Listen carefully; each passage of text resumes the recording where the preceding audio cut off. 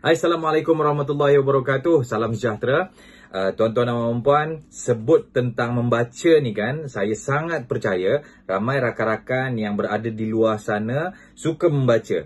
Cumanya ada juga rakan-rakan yang kata, aku nak start membaca lah, tapi macam mana nak make sure habit ni kita boleh tingkatkan kan, ataupun kita suka membaca. Okey, di sini saya nak berikan tuan-tuan dan puan 3 tips. Macam mana nak encourage, macam mana nak meningkatkan, macam mana nak pupuk minat membaca, suka membaca tu. Dan ini adalah tips untuk pembaca-pembaca yang dewasa lah.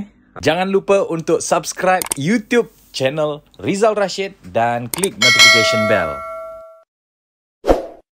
Tuan-tuan dan puan, seperti yang kita semua sedia maklum, ada video saya sebelum ni saya memberitahu bahawa saya start ataupun kesedaran saya membaca pada tahun 2008. Which is sebelum tu memang saya rasa membaca ni membosankan. Saya rasa saya ni bila membaca saja macam mengantuk. Berapa ramai yang ada situasi macam saya. So, bila saya dapat tahu tips ni, insya-Allah kita boleh naikkan kita punya keinginan untuk membaca. So, adakah anda bersedia? Kalau ready, anda boleh komen ready. Okay.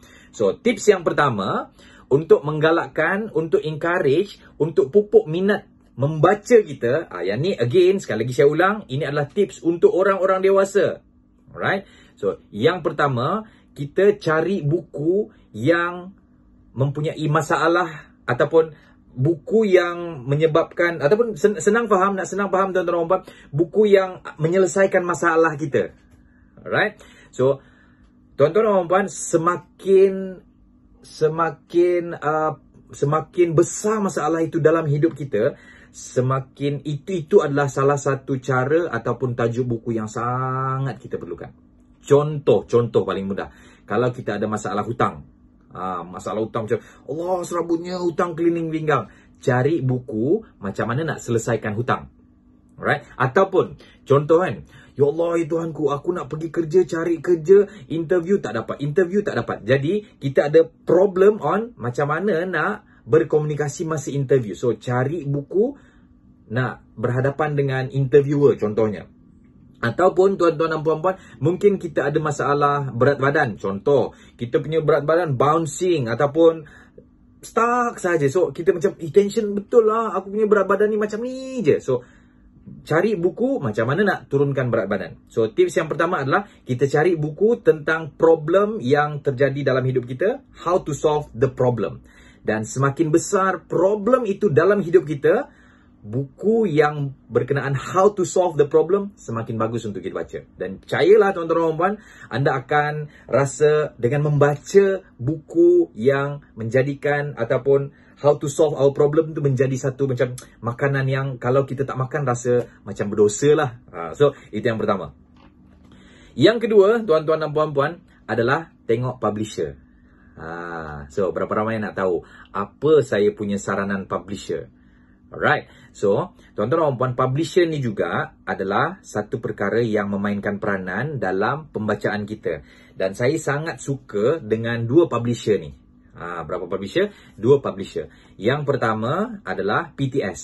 Sebab apa PTS? Sebab buku-bukunya satu, mudah saya hadam. Alright. Yang kedua adalah Advanced Quest. Itu adalah buku-buku yang berbahasa Inggeris lah.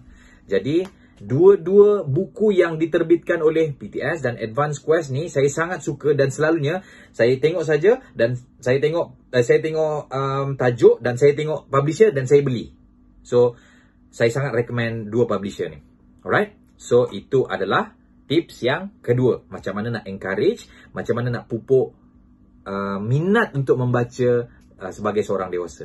Dan yang ketiga, tuan-tuan dan puan, start dengan buku-buku yang mempunyai less wording.